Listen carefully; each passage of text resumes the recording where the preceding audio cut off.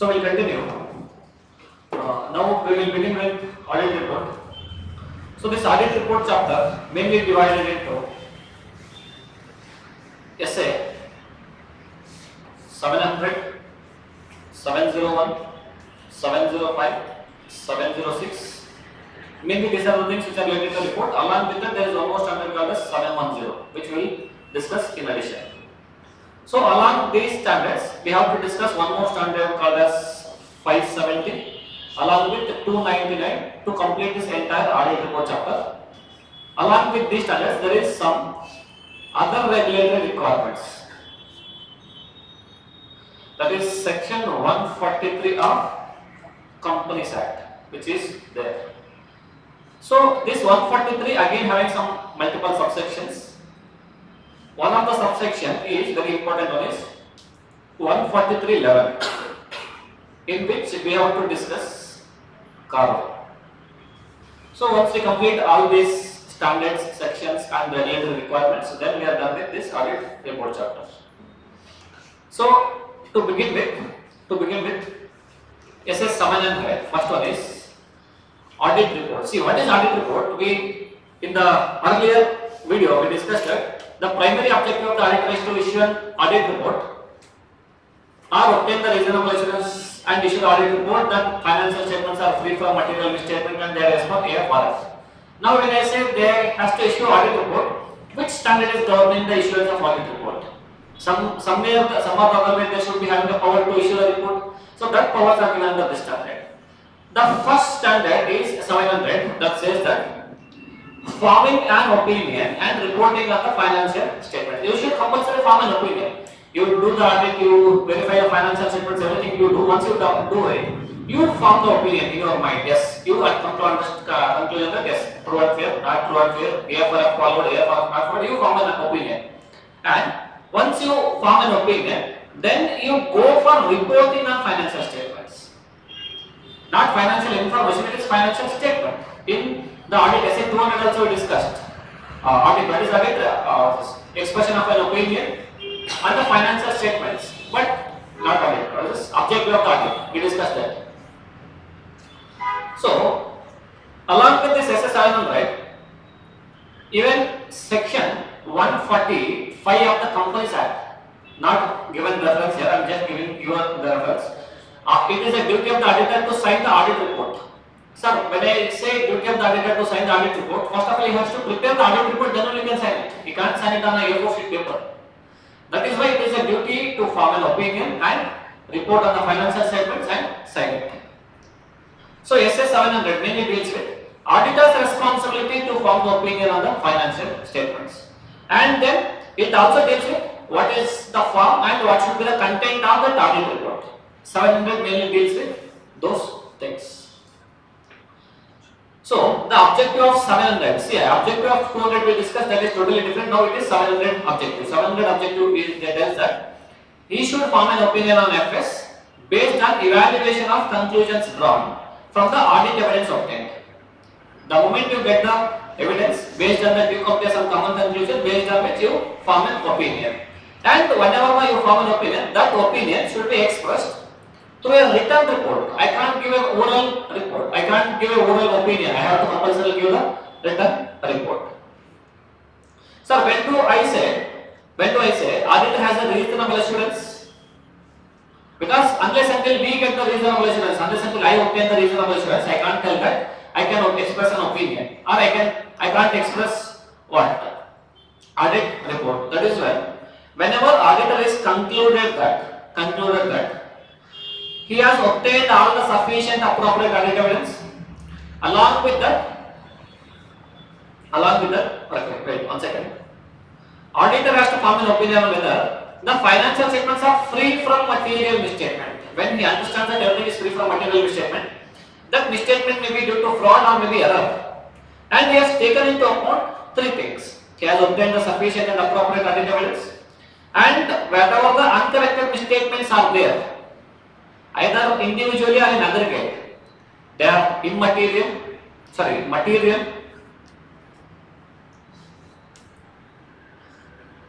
and what are the evaluations? Considering all these points, he should form an opinion. Sir, how should the formal content of the opinion? These things, that's okay. I'll directly come to the later part. See, these definitions we already discussed in the beginning. General purpose financial statements, general purpose framework, again it contains fair presentation, again it contains compliance framework, we already done it. Now coming to the discussion part. When I say you should form an opinion and report on the financial statements, how many types of opinion is available?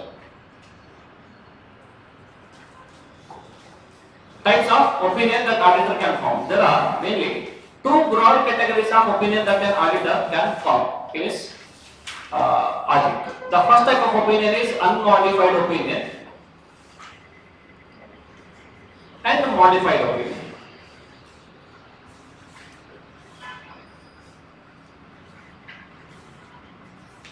Unmodified and modified opinion.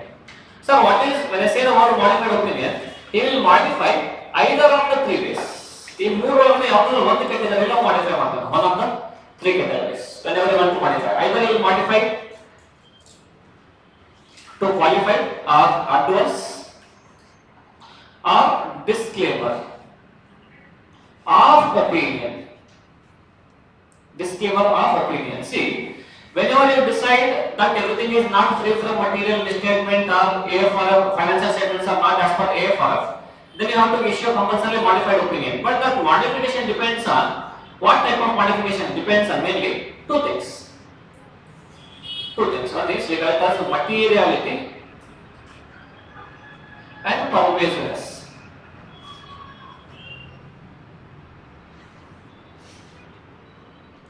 Materiality as well as pervasiveness. So what is materiality? Materiality means anything which will influence the decisions of the users, significant matters, some important things. For example, there is some misstatement. And misstatement means ACPD difference as per AFR, the same definition. There is a misstatement. That misstatement is 10% of the financial statement data. Is it material? Yes, it is material. Then I will modify my opinion. Sir, it is not only material, it is even pervasive also. Sir, what is pervasive? Pervasive, there is again a separate definition, but I am discussing here. Pervasive means the misstatement is such that it is having maximum impact. Okay, misstatement can be in a one item, and that one item is having the maximum impact on financial statement. No sir, it is not one item, it is multiple items. Like if I have the balance sheet, inventory is misstated, trade receivables is misstated, cash and cash equivalents is misstated, and PP is also misstated. That means misstatement so much is there. So mistake is not related to one item, and put together all the items is so much, it is having some 70% of the financial statements are being affected. No sir, all the things are not happening. There is misstatement only in inventory. But the inventory itself is a 70% of the financial statements or 80% of the financial statements. Either the misstatements are confined to one item, that is having the highest impact on the financial statements. If it is not so confined, it is having the not confined to a single item, but it is also having a huge impact on the financial statement. Materiality and pervasiveness. If auditor come to a conclusion that misstatements are, I will write it separately. Misstatements are, we decided to discuss that misstatements are. So when do we say there is a misstatement? There is two possibilities. So what is the two possibility? One, I obtain sufficient and appropriate audit evidence. After verification of sufficient and appropriate audit evidence, I conclude that yes, misstatement is there. No sir, I did not obtain sufficient and appropriate audit evidence, but I think that whatever the things are there, material misstatements are there, I expect that there will be some misstatements. One, I obtain the evidence, sufficient and appropriate audit evidence, then I conclude yes, there is a misstatement. Second one, I don't get the evidence, sufficient and appropriate, but I feel there could be some misstatements. I am using the word there could be some misstatements. If that misstatements, if they are present, sufficient and appropriate audit evidence obtained, it is obtained. and this is not obtained. Now we will see materiality and pervasiveness. Materiality and pervasiveness. The moment you consider sufficient and appropriate audit evidence obtained, and you consider there is a materiality in that, then we will qualify our opinion. Qualify our opinion. Sir, I did not get the evidence, but I still feel there is only a materiality there. That means not obtained. Then also I will qualify my opinion.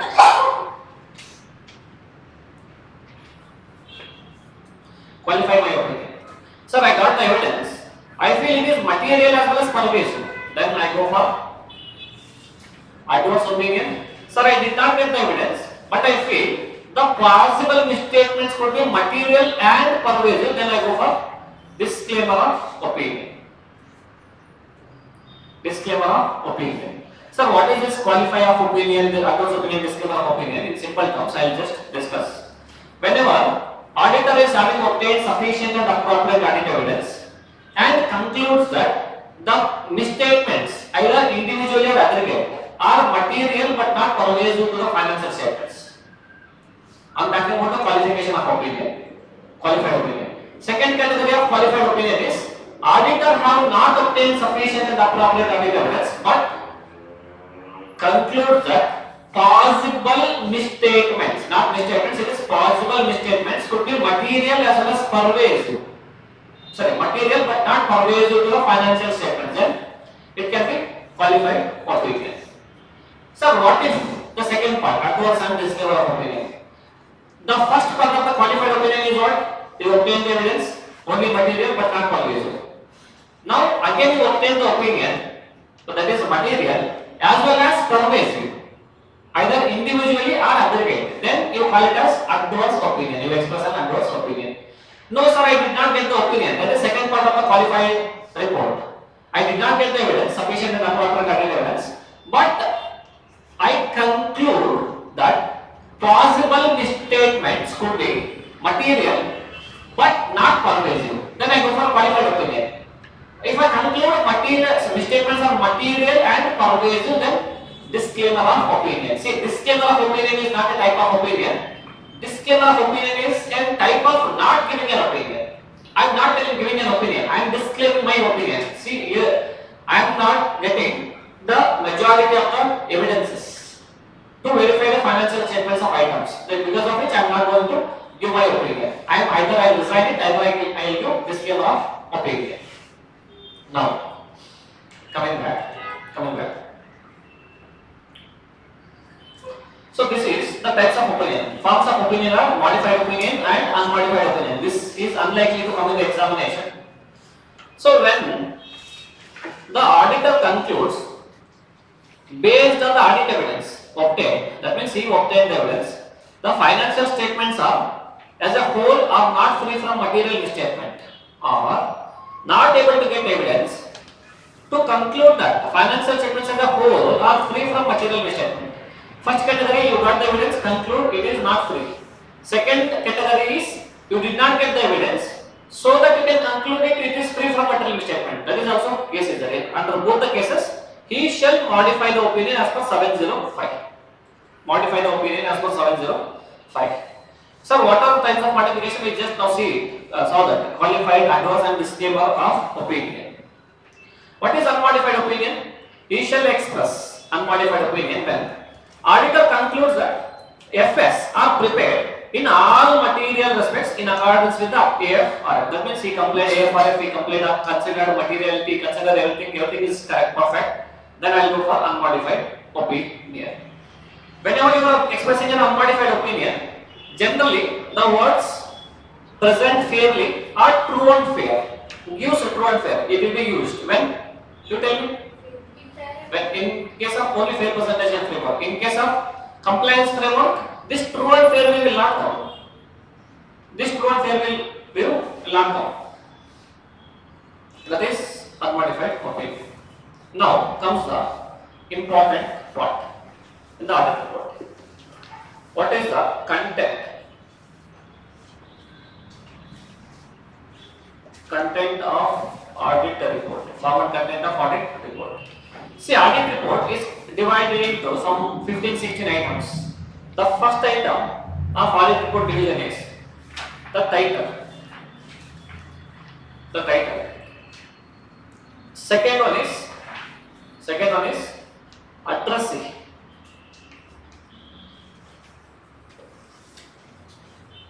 Third one, we should be giving the opinion.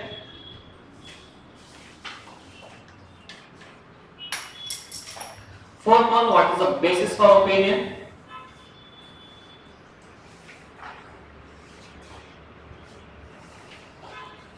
Fifth one, going concern. You just note it down, we can discuss it in a elaborated manner. Going concern. Then key audit matter, KAM. Then comes UAM or other matter paragraph. Then comes other information paragraph. Then comes other or auditor's responsibility. Not auditors. First comes management responsibility.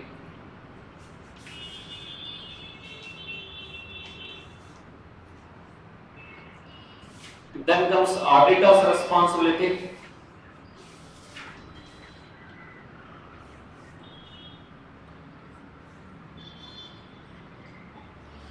Then comes what? Other legal requirements and regulatories. Then comes, what's the next one? Signature, sign, date, place of place, date. Last one is unit. This is the form and content of audit report. This is how the audit report is looking in the any company's utility. So we will try to have one for the purpose of discussion. We will open one audit report and we will see this audit report from every point of view. First one is title. What does the title says that? Whenever you are expressing an opinion, you should state on the top of the report that it is an independent auditor's report. The title of audit report should be what? It is independent auditor's report, because in the professional which we are going to discuss that one of the very important thing, the fundamental thing is independence. Without independence, you can't be called as a eligible person for to do the audit. So it is named as independent auditor's report. Then it is addressee. Who is addressee here? To whomever of the persons I am issuing the report, those persons are called as addressee. Now, yaar report ಕೊಡ್ತಾ ಇದ್ದಿಲ್ಲ ಅವರು addressee ನನಗೆ. So, to whom I should give the report? I should give the report to the appointing authority. If I am appointed by Government of India, then I will give report to the President of India, because President is the head of the government. Then if I am appointed by some shareholders, then I will give the report to the shareholders or members, we call it as. If I am appointed by somebody else, then I will give a report in the name of them. That is, addressee is the person to whom the report has been given. Now comes very important point, that is opinion. Before getting into opinion, we will see one audit report. We will probably see that.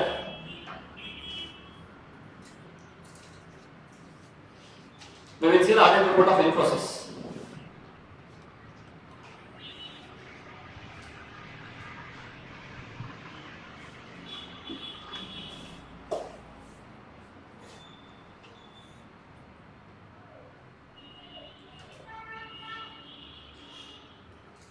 If you see here, first one is title, Independent Auditor's Report, and it is given to whom? To the members of Infosys, because Infosys is not a government company. Infosys is a public listed company, which is a majority of the shares are held by public, because of which I am giving a report to the members of Infosys. So how do you know that members are to you should give the report? Because as a statutory auditor you are appointed by members only. Section 139 of the Bookings Act. So first first auditor, that's okay. Board of directors will appoint. If not, all the subsequent auditors are appointed by members of the company only. Now they are telling that they are giving a report on the audit of CFS. I am checking into the CFS part. And opinion. First section of the audit report is opinion. So here the opinion is the first part. If you see opinion, what they are telling here. We have audited the accompanying CFS of Infosys Limited, that is called as company, and as well as its subsidiaries, which comprise the consolidated balance sheet. Okay, first we will read what should be there in the opinion section, then we will come back to it. If you see title, yes, independent auditor's report should be there. Addressing, generally they are telling it is as appropriate based on the circumstances of the engagement. Now, generally either it is the shareholders or PCWG. First auditor PCWG, subsequent auditor it is shareholders. Then comes opinion. So they might ask a question on this. What are the contents of auditor's opinion section? They directly ask this question. The first section of auditor's report shall include the auditor's opinion and shall have a heading called as opinion. Heading should be opinion. Actually, they should use the heading unmodified opinion. It doesn't matter whether it is just opinion or unmodified opinion, it is one and the same. But whenever you want to give the opinion which is other than unmodified, like qualified, like adverse, like disclaimer, you have to state it as qualified opinion. You have to state it as adverse opinion. You have to state it as disclaimer of opinion. Only in case of unmodified opinion, you don't need to put that word called as unmodified. If you don't mention anything in front of the name, it is called as unmodified only, always. Unmodified opinion. And this section of auditors shall also has these 5 things. First one is identify the entity whose FS have been audited. That means if you are auditing the Reliance company, you in the opinion section you have to tell that I am auditing the Reliance company financial statements. And you also have to state that financial statements have been audited. Yes, we have audited the financial statements. You have to state this line. And you have to identify the title of each statement comprising of FS. We know that there are 5 elements of FS: balance sheet, P&L, cash flow, sourcing, and the notes to accounts. Whenever you are giving the report, you have to refer to each and every title of the statement. Yes, I have audited balance sheet, I have audited P&L, I have audited all those things. Then refer to the notes also. See, my opinion is, again, I have audited even the notes of the company, including significant accounting policy. Then last one is, specify the date or period covered by each FS. That means, if you are auditing 31st March 2025, that is 24-25 financial statements, you have to specify that I am auditing the balance sheet of 2020 for the year ended 2025, 24-25. These are the things which you have to compulsorily there in auditor's opinion section. If you see the Infosys, what is the first one that should be there? Identify the name of the company. Now they tell you. Second one is state the financial statements have been audited. You have to tell it has been audited and you have to tell the name of the company. See here, we have audited the, see they told audited accompanying CFS of Infosys Limited. That means you identify the name of the company as well as you told that you have audited as well as its subsidiaries, company, subsidiary company, etc. Is it visible or very small fonts? I feel it is very small. We can take some other audit report also, which is a bit lengthier. Huh? Yes. Reliance, sir. We'll check here this one. ITC, we'll take ITC.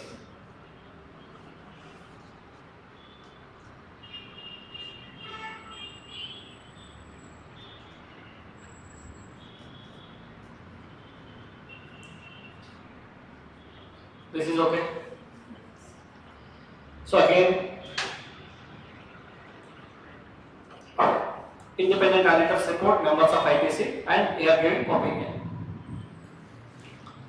We have audited first thing, then SFS. I am talking about standalone Indias of ITC Limited. Identify the company also. Third one is identify the financial statements also here, which comprise balance sheet, Then fifth one is date also, and you have to refer to the notes also.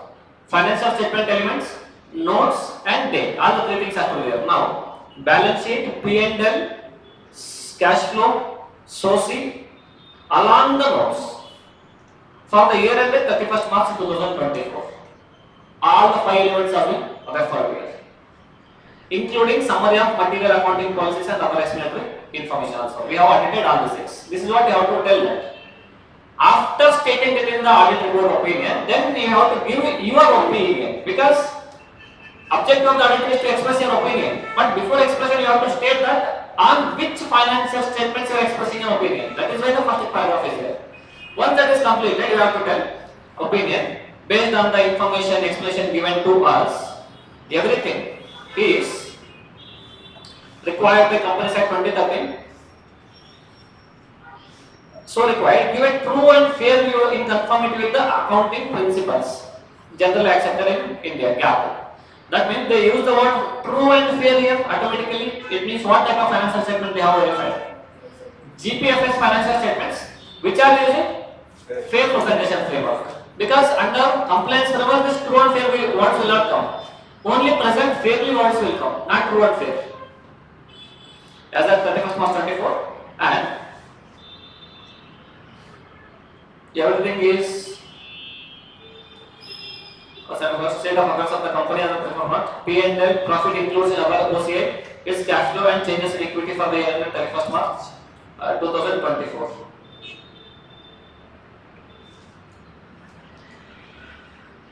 They directly told you the financial statements what? Give a true and fair view. That means everything is as per normal situation only. It is not required to be modified, because prepare as per AFR, free from material misstatement. That is why I give true and fair view of the financial statement. That is what should be there with respect to the first section, auditor's opinion section. Now comes basis for opinion. So what is this basis for opinion? Before going into basis for opinion, I would like to show 2 other types of opinion, or 3 other types of opinion. So okay sir, I understood whenever we are expressing the unmodified opinion, I use the word opinion and I mention the opinion paragraph. But whenever some auditor wanted to give qualified opinion, then how the wordings will change. Whenever somebody want to give the adverse opinion, how the wordings will change. Disclaimer of opinion, how the wordings will change. All those things we will see it now.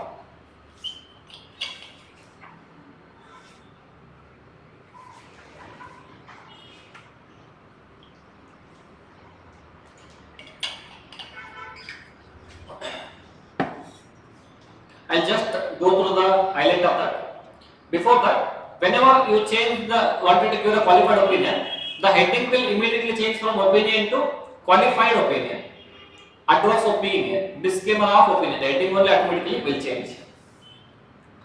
And you wanted to give that qualified opinion, then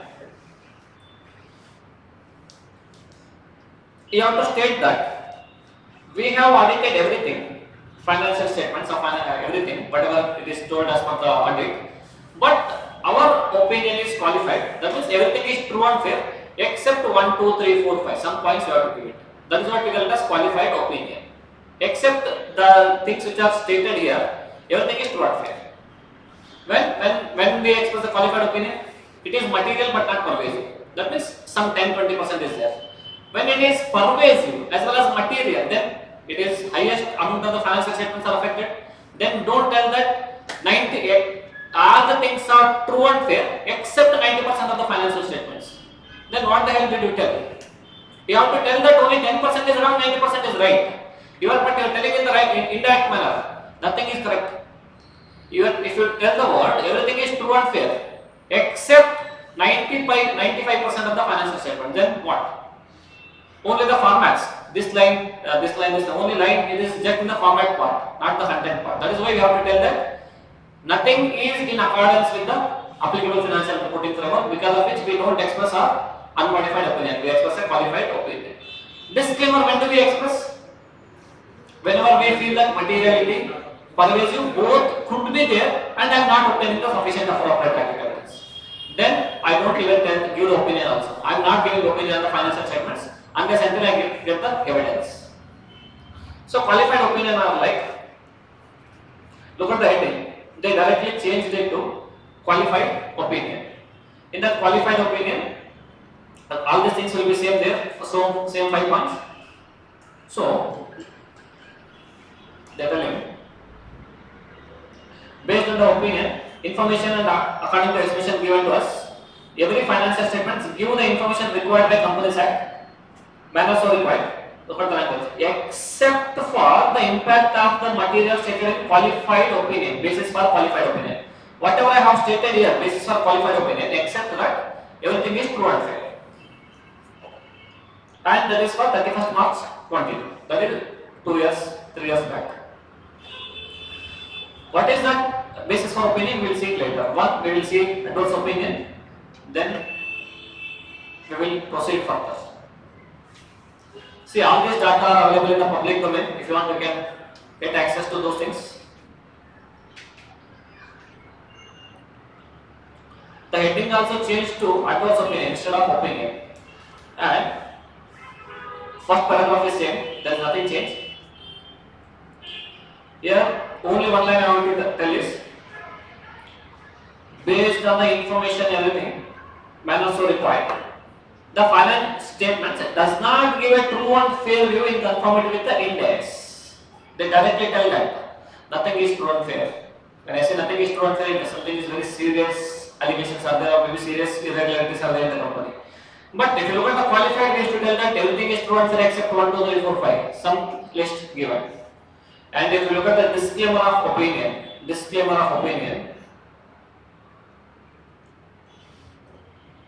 actually what should be there?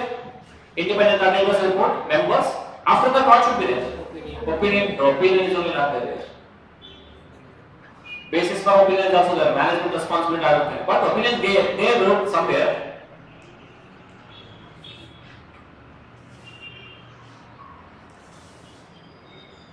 The heading itself is disclaimer of opinion. Because of the significance of matter described in basis for disclaimer of opinion, whatever the matter stated here, basis for disclaimer, these things. Opinion paragraph, disclaimer of opinion paragraph, we have not been able to obtain sufficient and appropriate audit evidence to provide a basis for an audit opinion. Accordingly, we do not express an opinion on the SFS of the company. Look at the language, how they immediately change it. Now comes the next one is basis for opinion. What is this basis for opinion? Basis for opinion means, are you told qualified, you told adverse, you told disclaimer of opinion. What is the base? What is evidence that it is supporting your type of opinion? Sir, you are telling everything is free from material misstatement. That is why I give unmodified opinion. That's okay. You have to tell all the reasons why you have modified your opinion, like qualified, like disclaimer, like adverse opinion. Reason for modification has to be stated here. Basis. What is the basis for modification? Or what is the basis for non-modification generally? So if you see generally basis for opinion, in other companies it is very, very small line. If it is unmodified opinion, they even tell that basis for opinion, that's it. But if you see qualified, it is basis for qualified opinion, again change of wordings. Again if you see the adverse, it is basis for adverse opinion. Disclaimer, basis for disclaimer of opinion. I am not reading all the types of reports, I am just reading qualified and unmodified opinion. So, what you have to refer first, we will see that here. Basis for opinion. The auditor's report shall include a section directly following opinion section in the heading called as basis for opinion, stating that what audit was conducted as per SA, standards and auditing. Audit was conducted as per standards and auditing. You have to tell that audit was conducted as per standards and auditing.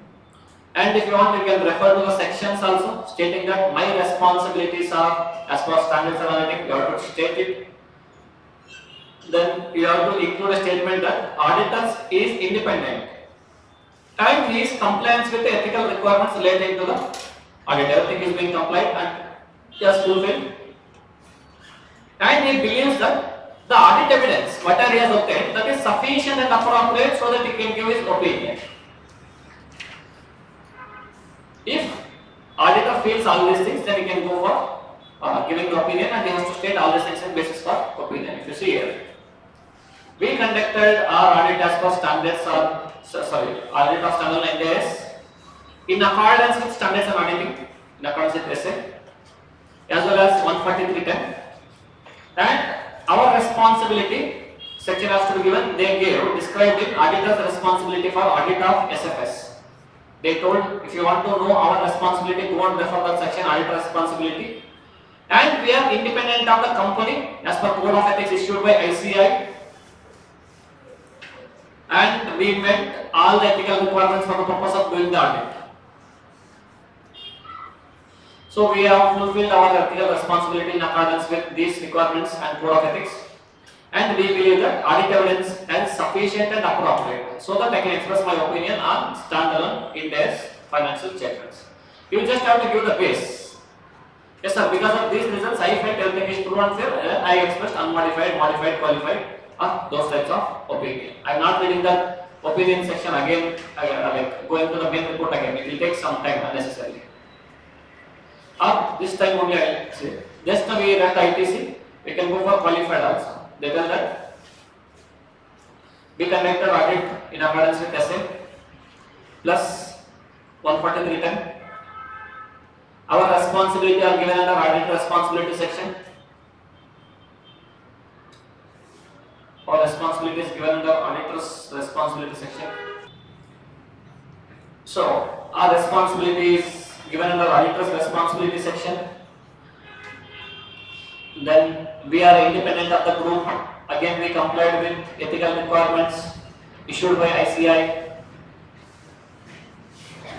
and we believe that audit evidence was whichever is obtained is sufficient and appropriate to provide a basis for a qualified opinion. And sir, why are you qualifying? Because of these results. One is maybe we draw your attention for following paragraphs. You have to walk. If you want, you can go there as there the paragraphs. Because of these reasons, I am modifying my opinion into qualified part. Then comes going concern. Yes, actually we will discuss in 570 in true detail what is going concern.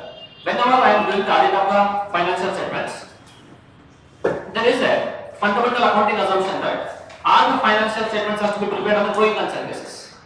Whether the company is in compliant or whether the company is able to fulfill the going concern concept or not. So what is it? If a company can continue its operations for a foreseeable future, then we tell that yes, company is a going concern. So what is foreseeable future? If the company can run its operation for at least a 12 months period from the date of financial statement, balance sheet date, then we call it as yes, we are going concern. So that has to be stated. If there is any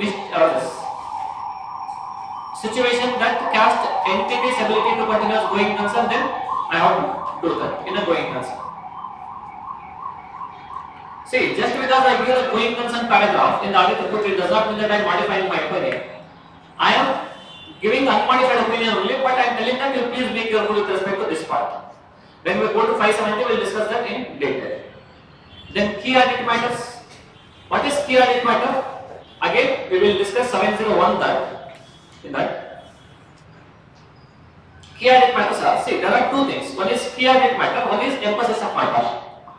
Key audit matter is that matter in the auditor's professional judgment. In the auditor's professional judgment, he felt that is very, very important to draw his conclusion. So, what are those matters? Those are the matters which are selected from the communication with the TCWG. I spoke to TCWG some 10 times in the entire audit, and I spoke some 30 matters.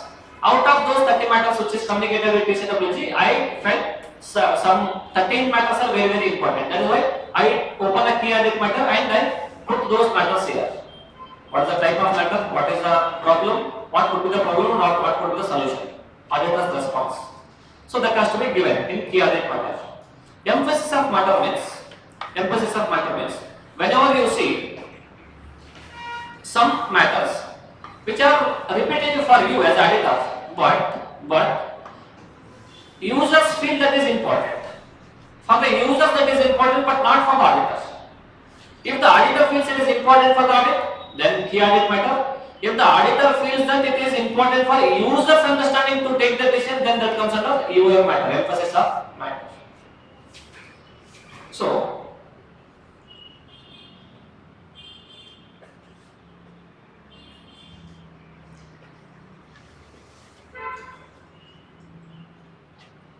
for audits of complete set of general purpose financial statements of listed entities, see listed entities, auditor shall communicate key audit matter. That means it is an MCQ point also. For listed entities, key audit matter is compulsory. Whether they have the matter or not, they compulsory have to report that section. And for other entities, it is depending on the auditor, whatever the findings he found during the audit, he can do that. Then emphasis of matter is not given here, but that is what it is there. Where auditor felt in his judgment, it is important for the user's understanding, not for auditor's understanding. That is emphasis of matter paragraph. Then comes other matter paragraph. What is other matter paragraph? Whenever auditor want to communicate something related to financial items, financial matter, but those items are not there in financial statement. Financial matters which are not presented in financial statements are given under other matter paragraph. Sir, are there any matters? Yes, we will see the ICAI-aligned report. Then we will understand what is that other information. Sorry, other matters paragraph. See, there are two things. One is other matter paragraph. There is one more other information paragraph. Other matter paragraph is a paragraph which auditor felt some financial information has to be given, but that financial information is not there in financial statement. Other information means other than financial information, he will give it in other information. Other matters, financial information only, but not there in FS. Other information. So what I told? Other matters, right? Other matters, financial information other than financial statements present. Other information other than financial information only will be there. For example, company is doing the pollution extra. Pollution, I don't have anything. Company is applying the child labors. Company is violating the appointment of employees, code of wages, everything. All those things are non-financial matters. Company is overstating the financial statements. That is financial matter. So, three things are there now.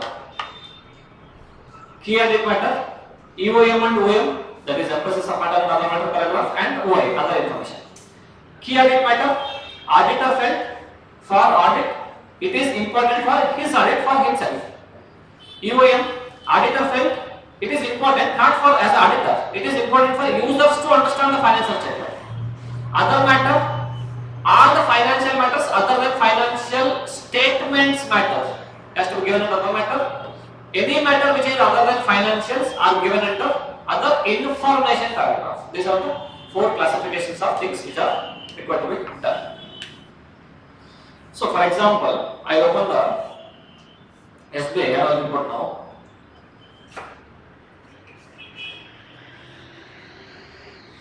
Key audit matter I am not reading. Key audit matter we can read it later.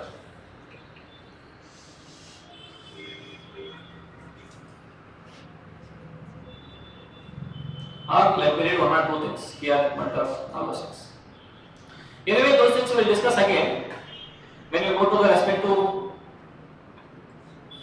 standard 701, 705, sorry 706.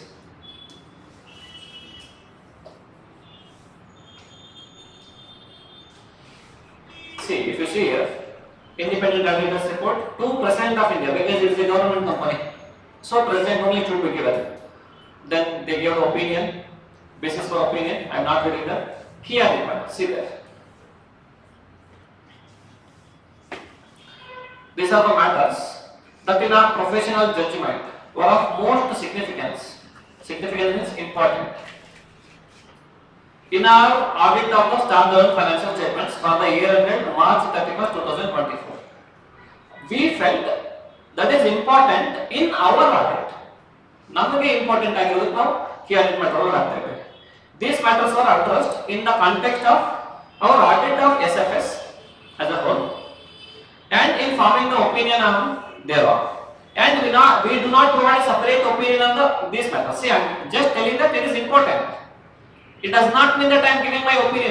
Everything is true and fair. I am not telling true and fair or not. I felt it is important just giving under separate section called as key audit matters. That is what you should understand.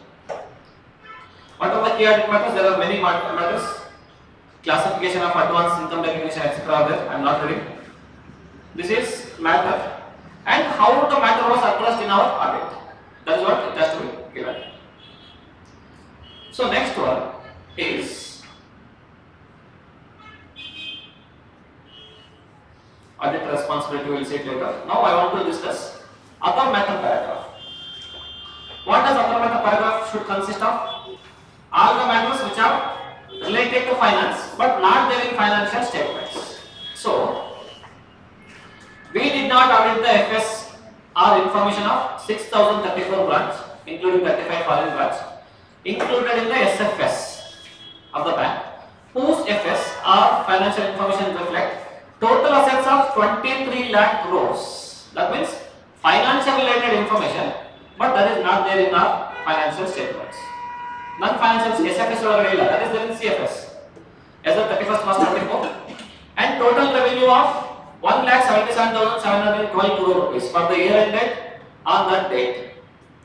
As considered in the SFS, the financial statements or information of the branches have been audited by branch auditors whose reports have been furnished to us in our opinion and wherever it is related.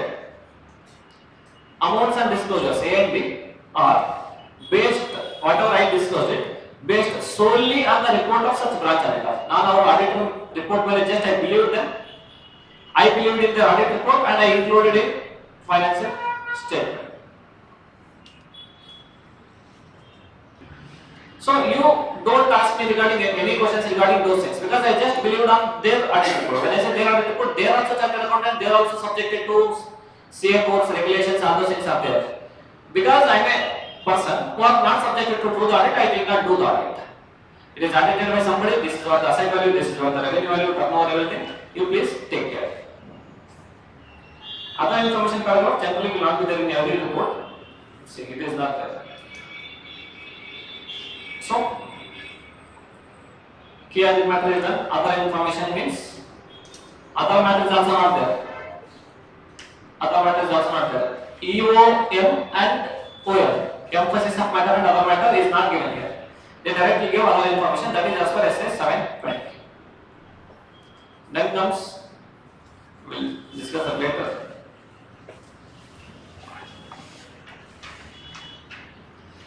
Signature of the auditor.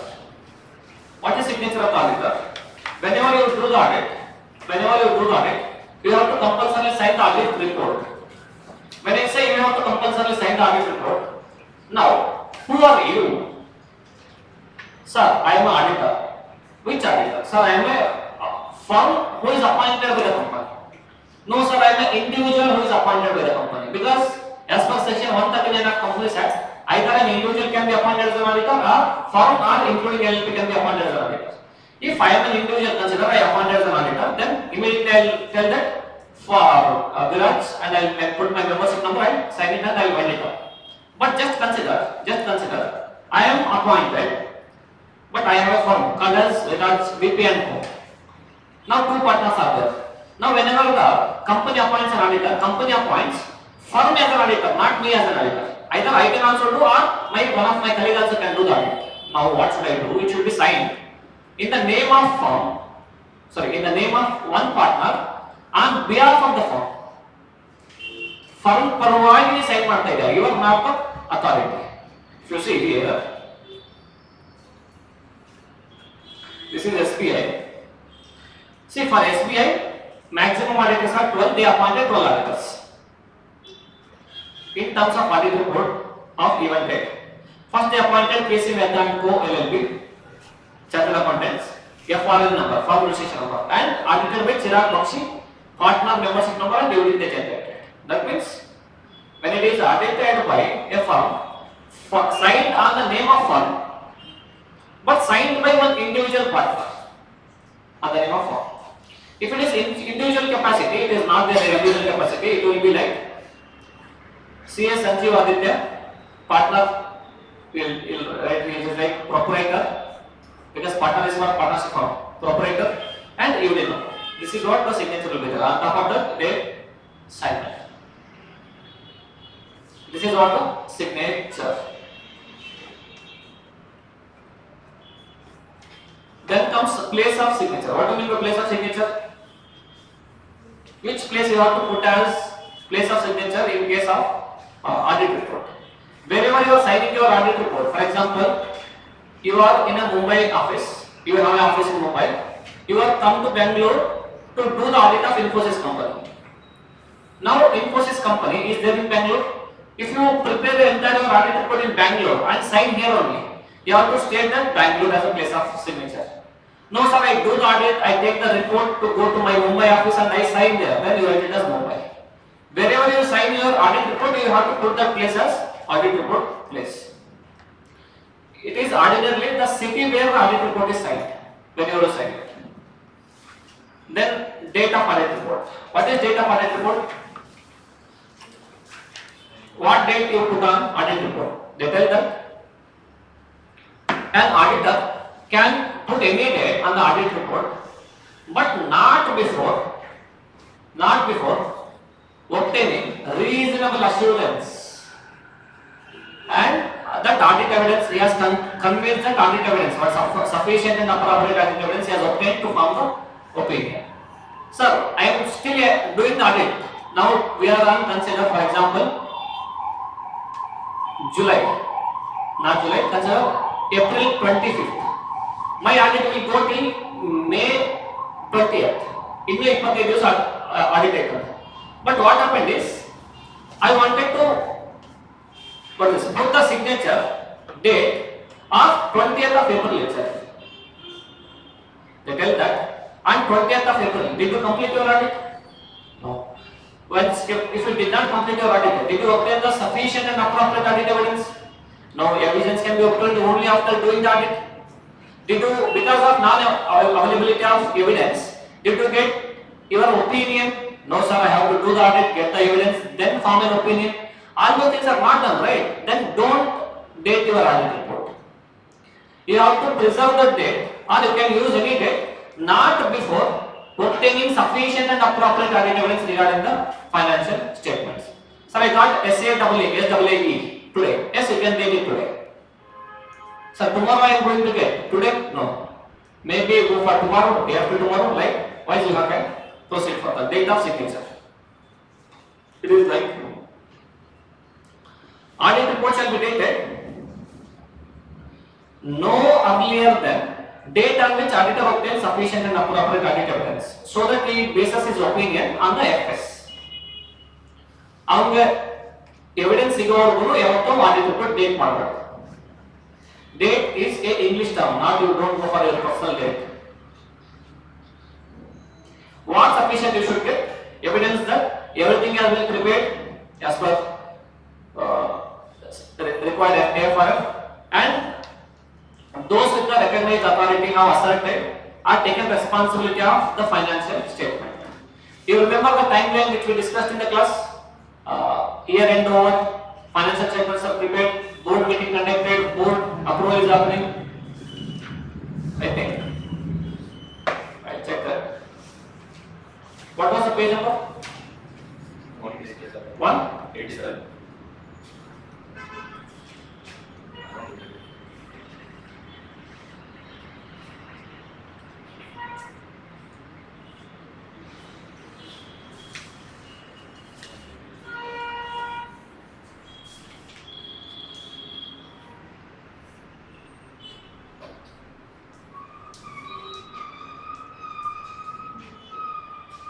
Where did we draw the timeline?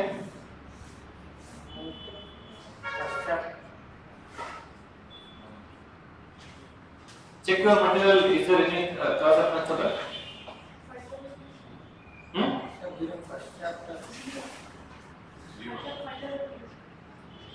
No, not in 0.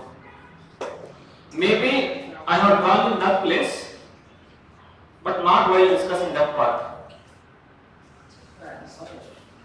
Huh? NOS. Here it is. So it is a period of financial year, 1st April to 31st March. Consider I am taking an example of 7 days is required to prepare the financial statements. Once the financial statements are prepared, they have to conduct a board meeting within some days, whatever the days they want, and 10th they conducted the thing. And every board of directors has approved the financial statements. Because financial statements are prepared by some lower level accounting staff or financial staff. But who is responsible for all those things? The person who is responsible is management at PCWC. They have to take the responsibility of financial statements. Once they take it, then they appoint the auditor, and the auditor will do the audit. And someday, maybe 10/6/25, he give the audit report. While he is giving the audit report, he has to state whatever we are discussing now. So on 36/25, they call the AGM, and shareholders will adopt the financial statements. Approval is different, adoption is different. Adoption means owners is telling that okay, we agree for whatever you are telling now. Approval is like, yes sir, we are taking the responsibility that we have prepared everything as per true and fair, as per the standards and audits, accounting standards are scheduled. But once it is done, then you can't change it financial statements again. You have to, sir, I left out some items. In the next year, you write it as prior period items, but you don't mention anything here. And when I say the audit is always for historical financial statements. It is not for prospective financial statements. So date of audit report. Then comes UDIN. Last one is UDIN. What is UDIN? See, as I told, some students, chartered accountancy students, instead of putting what should happen whenever somebody does the audit, they will put their seal, signature, and issue the audit report. But outsider does not know whether you are CA or not. You just put the seal and name, membership number, it's over. One of the student has actually audited the financial statements, putting his SRO number and issued the report. To curb all those things, because anybody is required, can make the seal, signature, 150 rupees, 200 rupees, 500 rupees, that's over. To curb all those things, they have given something called as unique concept. Unique document identification number. You verify this financial statements, na? Okay. You put it as one unique number. One unique number I will give it to you. You come and generate the unique number in my ICAI portal. As of now, it is ICAI portal. You give all the details. Once you give all the details, you can generate the unique number, and you have to insert that unique number here. For example,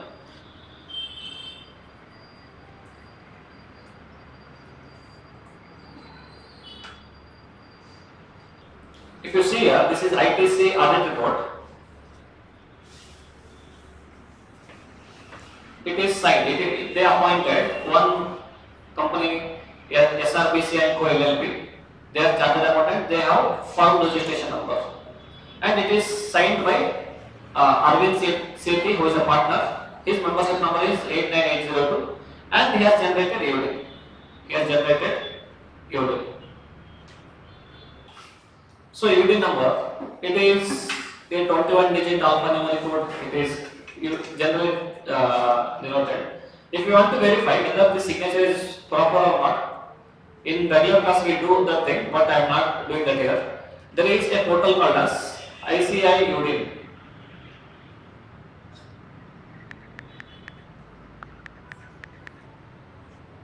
You can go there, and here two things are there. One is verify UD, second one is login. You can click on verify UD and you put some details, put some OTP, put the UD number. They will tell you that okay, who is signed it, what is the type of financial statements, what is the type of certification. You want to generate a UD, you can click on login. Generally, I have my thing is already registered for this. Logged in here.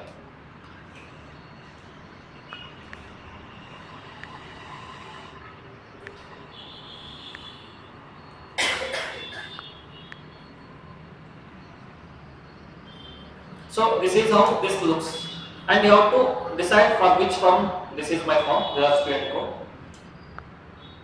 what are you generating audit for? Is it for certificate? Is it for GST audit or tax audit, or is it for audit and assurance function? We are discussing audit and assurance. I have to select audit and assurance. Then I have to select what type of audit it is. Are you auditing? What is ours is statutory audit? So directly come for statutory audit. Statutory audit, there are three things. Not four things. One is statutory audit of branch, then corporate.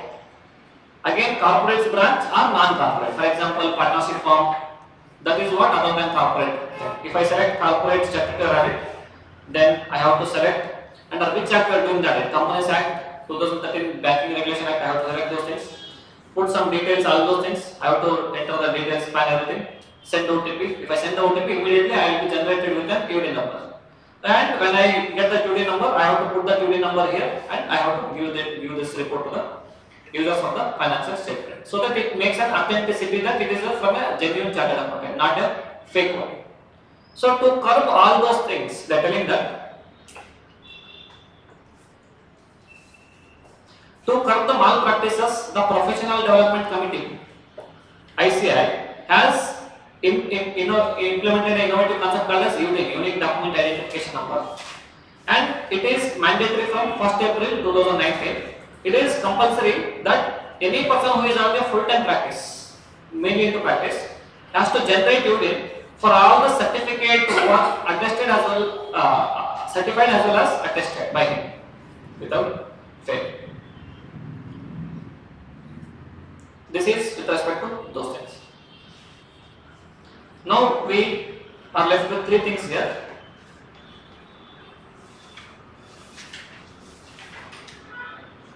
One is auditor responsibility, one is management's responsibility, then other legal regulatory requirements.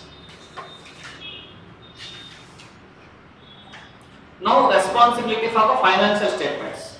Who is duty? It is the duty of which person to prepare the FS? Management. Definitely. Auditor cannot prepare and check it because of the maker checker concept. Auditor has to just check it, and management has to prepare that. They have to take the responsibility. If you remember the timeline, approve the financial statements are there. That is called as preparation and approval by the management. The auditor's report shall include a section with the heading called as responsibilities of management. If you look at the IPC report also, they have included that. The responsibility of the management with respect to Indian statements. What their responsibility? They have to prepare financial statements. There are many things they are responsible for. I am not reading that. So generally we do it in regular class, not in revision class. This section of the auditor's report shall describe management's responsibility for what? Preparation of financial statements as per AFRF. What is AFRF? If you are a banking company, follow Banking Regulation Act. If you are a normal company, follow Companies Act, IRDA, insurance company, etc. Then you should assess the entity's ability to continue as a going concern, whether your entity is a going concern or not. It is a duty of the management to assess that. They only have to check that are we going concern or not.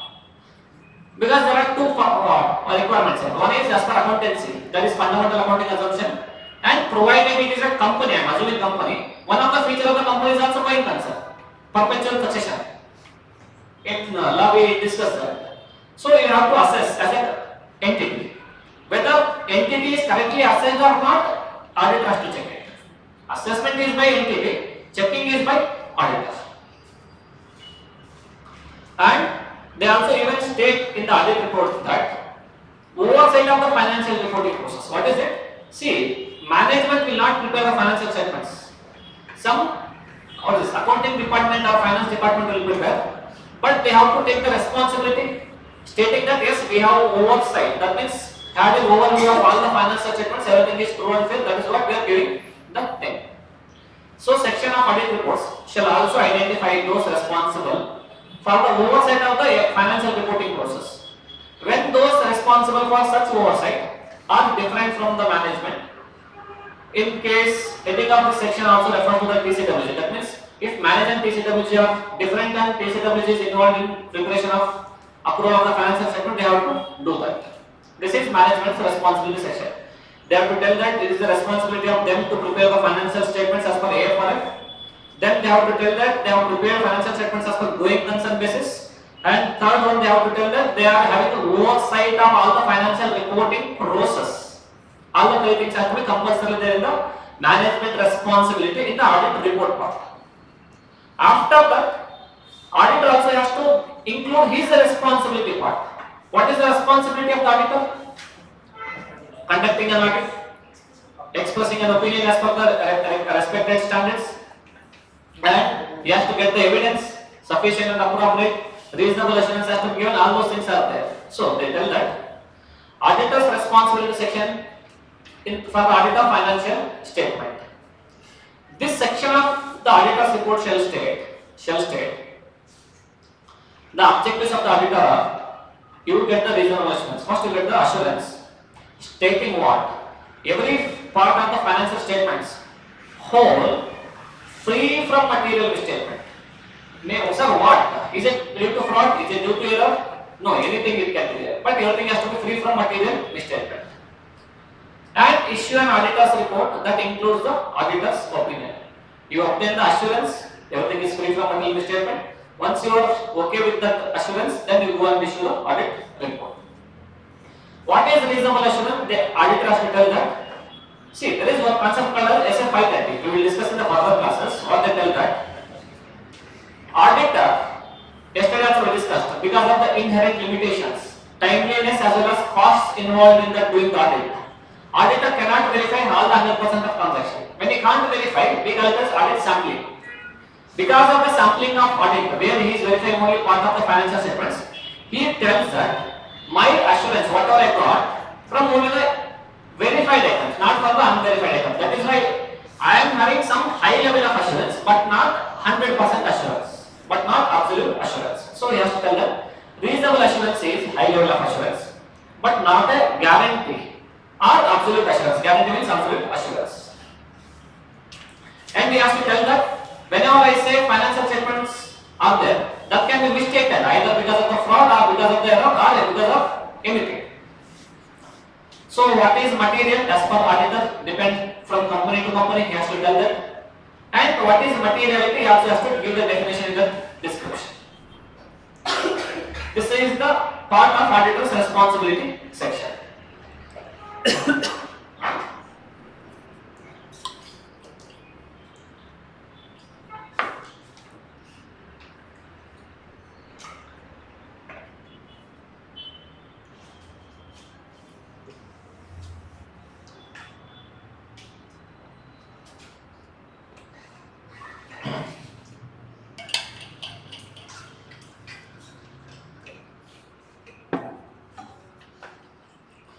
And okay sir, I understood auditor responsibility section has to be there in this audit report.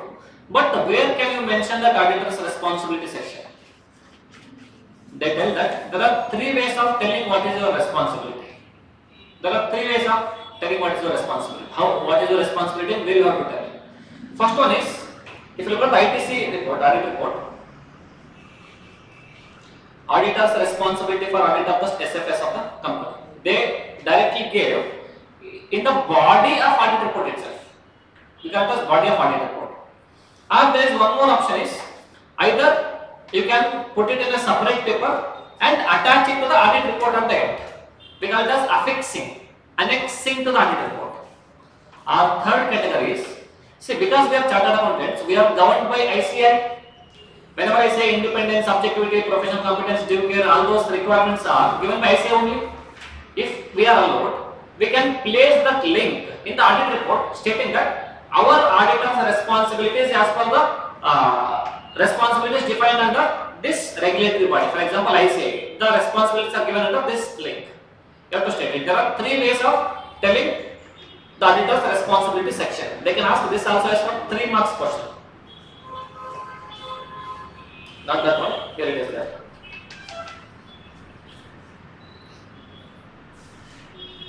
So not even that one, wait.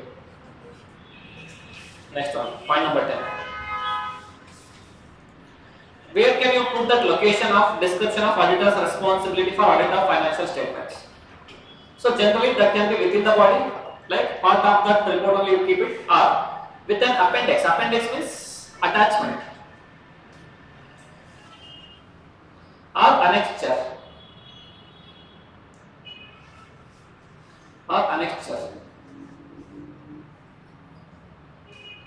or you can put a specific reference within the auditor's report to the location of such a description on the website of appropriate authority where you are being governed. Generally, in India, 95+% we will use the first category. Directly we put it because I don't want them to miss it from somewhere of the year. Second case, one or the other times it is used, but 99% also used by first one. The third is not allowed in India as of now.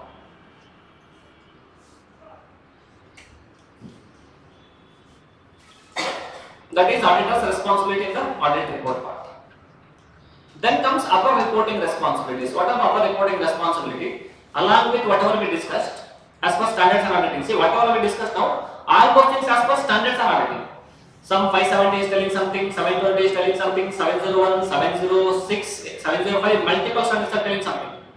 But it is whatever we are going to discuss, other reporting responsibility. If we are doing the audit of a company, then these things are applicable for you. Because these other reporting responsibilities are given under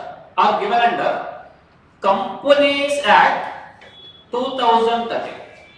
Companies Act 2013. Mainly. What are the other reporting responsibilities? We simply tell that it is section 143 of Companies Act 2013. Companies Act 2013. So what are other reporting responsibilities? As I told you, it is section 143. Section 143. There are main things are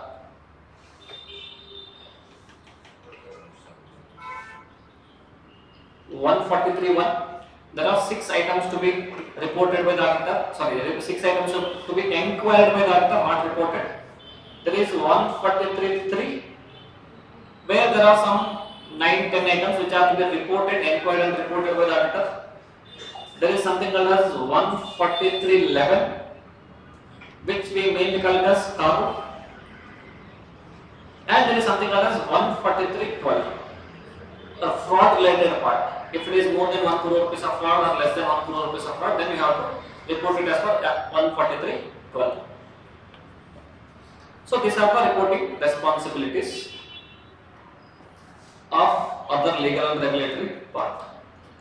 This is what SA 700 is.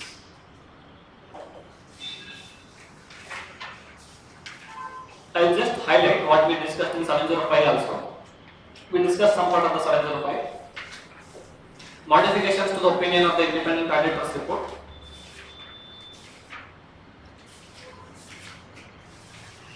The objective is again still giving the audit report and concluding that everything is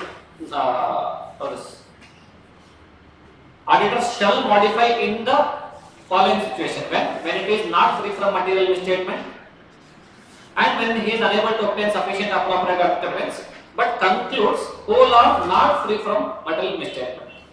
Sorry, unable to conclude everything is free from material misstatement. What types of opinion? Modification, qualified, adverse or disclaimer. What is qualified? There are 2 cases of expressing a qualified opinion. Auditor shall express a qualified opinion when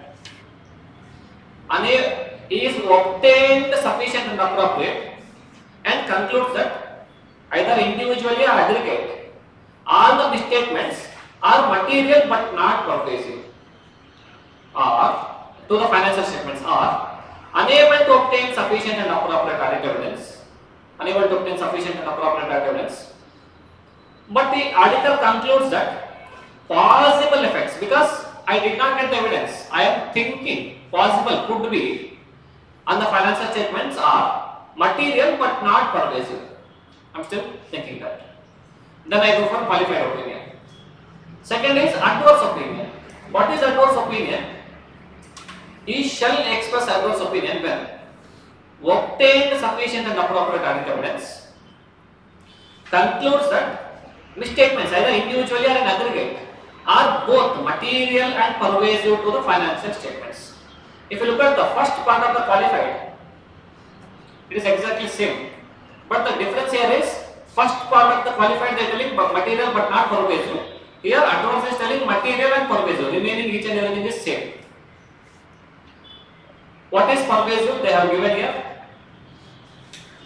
Effects in the financial statements are those in the auditor's judgment, not confined to specific elements. Not confined means not limited or restricted.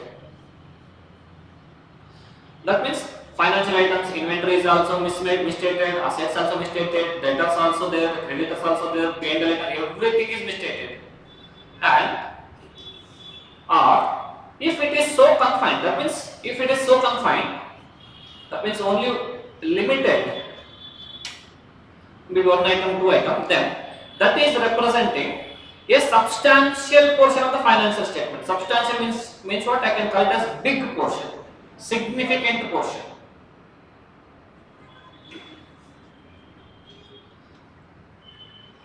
With respect to disclosures, they are fundamental to the investor's understanding. Then we call it as pervasive thing.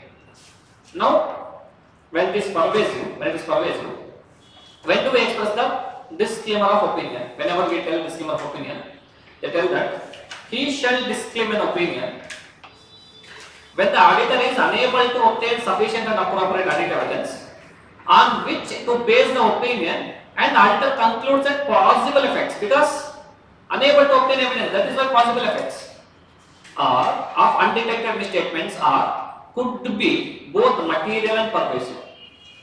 It is also exactly same as qualified second point. Qualified opinion, there are two ways. One he has obtained, second one is he has not obtained. In both the case, material but not pervasive.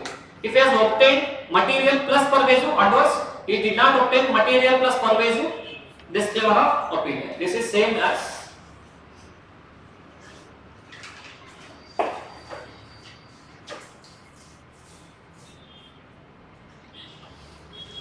the second part of the qualified opinion.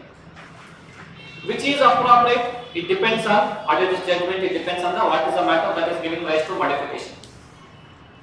Again, whatever the table I have given there, I am just showing that again. Nature of matter giving rise to modification. If the financial statements are materially misstated, actually they should have used the word, better word is misstated only, not material. Because you will understand, when the financial statements are misstated, they are material but not pervasive, because the word here material again repeating there. Material but not pervasive, then go for qualified opinion. When you are what the financial statement, that means you obtained evidence. Second is your inability to obtain sufficient and appropriate evidence, but you conclude material but not pervasive, then also go for qualified opinion. No sir, I obtained the evidence, both are material and pervasive, go for adverse opinion. I did not get the evidence, inability, but I conclude it is material and pervasive, then it is disclaimer of opinion. You obtained the evidence, did not obtain the evidence, but you conclude material but not pervasive, qualified always. Obtain the evidence, material plus pervasive, adverse opinion. You did not obtain the sufficient and appropriate audit evidence, but assume that, think that could be possible misstatements, material plus pervasive is disclaimer of opinion.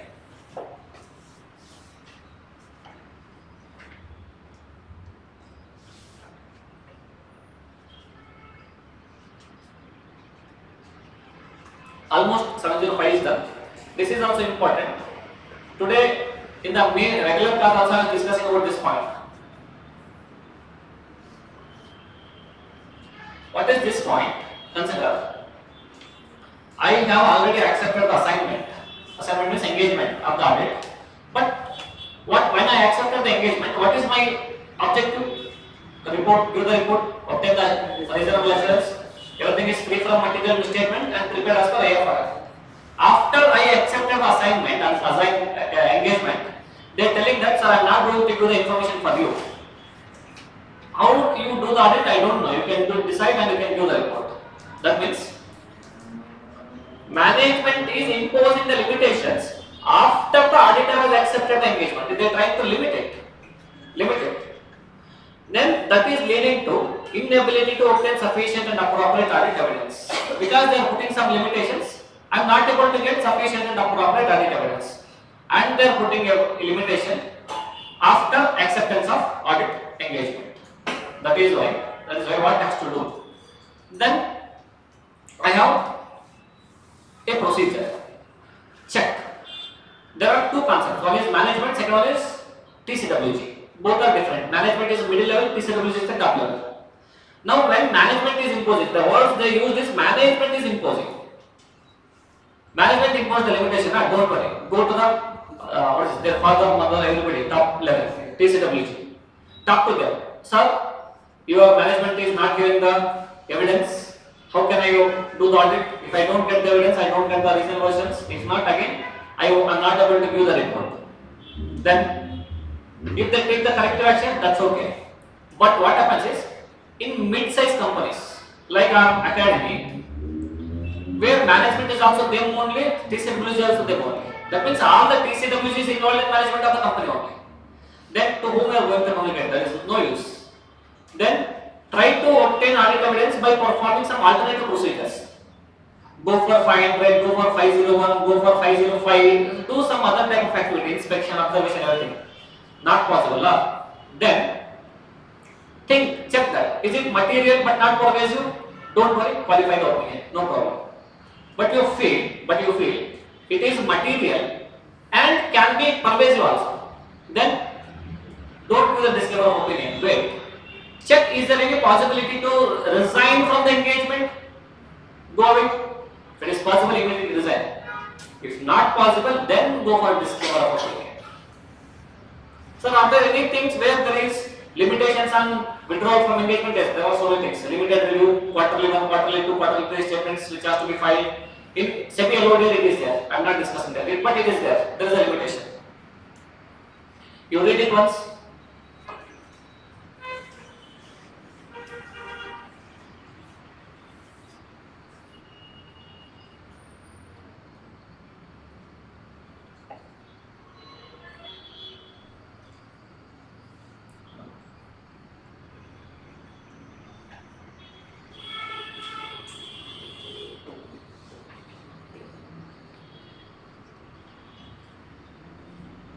Then if you see, after accepting, auditor becomes aware that management imposed some limitations. Then that limitation is leading the auditor to result in express a qualified opinion or a disclaimer of opinion. Why not adverse opinion? Because at that time we get the evidence. Adverse is possible only when you have the evidence. Here they are imposing the limitation not to get the evidence only. Because of which adverse is not coming into the picture, either qualified, second part, or disclaimer. In that case, auditor shall request the management only to remove the limitation. If they are not, that is not possible. Auditor shall go communicate with the TCWG unless everybody is involved in managing the entity. Then, if not possible, it is possible. Then try to perform alternative procedures to obtain sufficient and appropriate evidence. Then unable to obtain, then you should determine that plausible effects can be material but not pervasive. Then qualified opinion. Don't worry, give the qualified opinion. Or you are thinking plausible effects are both material and pervasive. Then don't disclaim. Wait. Try to withdraw from the engagement. Not possible. Then disclaim an opinion. But the moment you withdraw from the engagement, resign from an engagement, before going out, you should communicate with the TCWG. See, when I say sufficient and appropriate audit evidence I did not get, that means I did some audit I am not able to do it. Whatever the observations you got from the part of the audit you did, communicate with the TCWG any matters regarding misstatements identified during the audit that have been given to rise to modification of opinion. Whatever you got, you just tell it to them and go away. Then these things are we already discussed beginning one. What is the formal content? Either you give the opinion, unmodified or qualified or adverse or disclaimer of opinion. Whenever you are qualifying opinion, the heading will go for qualified opinion. Whenever you are giving the adverse opinion, instead of opinion, they go for adverse opinion or disclaimer of opinion. And you have to give the basis for opinion, basis for qualified opinion, basis for adverse opinion, basis for disclaimer of opinion. How the paragraph should be there? These things are being asked for 4 or 5 marks question. Sir, what is that 4 or 5 marks question? You remember that I told auditor has to identify the financial statements. We have audited the financial statements of the ITC Limited as on 31st March, which includes balance sheet, P&L, and to the explanations as well as information given to us, everything is true and fair. That paragraph you have to write. They are asking, how does an auditor express an unmodified opinion? Draft a unmodified opinion paragraph. Look at the language they told. They tell him you will express a qualified opinion when in both the case, fair presentation framework or compliance framework, but he use that when modifying arises. The auditor shall use the corresponding phrase like, except for 1, 2, 3, 4 items, everything is true and fair. Except for the possible effects of the matters, what I told in 1, 2, 3, 4 notes, everything is true and fair. That I use it in qualified. That is what we saw here. Qualified, where is the qualified? Did we close the tab?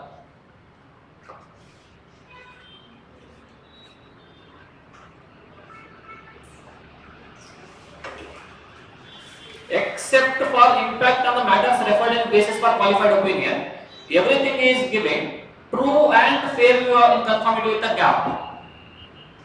That is what happening. Then, when you are giving the adverse opinion, adverse when material plus pervasive is there, pervasive means majority of the items are already gone. Then don't tell that except majority only minority will be true and fair. Minority has first of all low value. Not in democracy, not in audit also. So when auditor expresses adverse opinion, he shall state that whether he give fair presentation of compliance framework, financial statements do not present fairly in all material respects. In all material respects. Then disclaimer of opinion, then he should state that I am not expressing an opinion on the accompanying financial statements. Why? Because I am not able to obtain the SAA to provide the assurance as per 700, not 705. For example, if you see, we have seen because of the significance of the matter described in basis for disclaimer of opinion, we are not able to obtain SAA to provide a basis for audit opinion. Accordingly, we do not express an opinion on that. Disclaimer of opinion. If it is adverse, they tell that.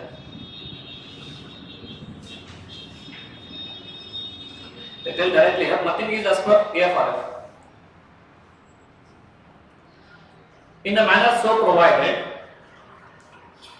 does financial information does not give true and fair in conformity with the gap of India. Section 133. They are not conformity. That is what we have to use it when you are expressing that. Then when it comes to basis for opinion, what is the reason why you qualified, why you modified, adverse draft, disclaimer of opinion, you have to give the details. You just have a look into that, it is as simple as that. It is like giving the reason. And one MCQ where it is possible is, whenever you disclaim an opinion, you don't include a key audit matter in your audit report. What is key audit matter? From the matters which are communicated to the TCWG, I selected some matters which are important in my judgment. First of all, when you go for disclaimer, not able to get evidence, disclaimer, material plus pervasive. When you are not able to get the evidence, how can you conclude something is important for you? That is why for disclaimer, as this key audit matters is not possible. And before modifying the opinion, first talk to the TCWG, because I did not get the evidence, I am modifying the opinion from so and so. That's what you have to tell it to the manage. Description of auditor's responsibility.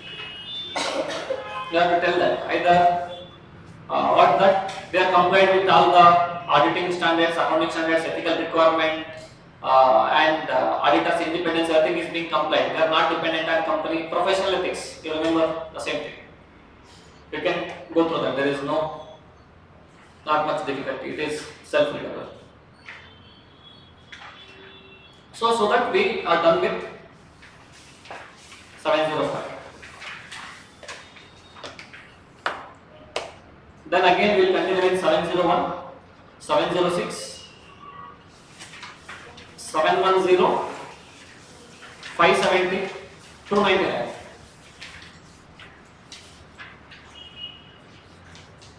Sir, management then I'll check are there any other possibility to get the evidence by performing some other alternative procedures. Possible, get the evidence and give the report. If not possible, you come to a conclusion because of the non-availability of evidence. The possible misstatements could be material or pervasive or material and pervasive. If it is R category, material is pervasive will qualify immediately. Material is pervasive, it is material as well as pervasive. Then try to resign from the audit, withdraw. If withdrawal is not possible, go for disclaimer of opinion.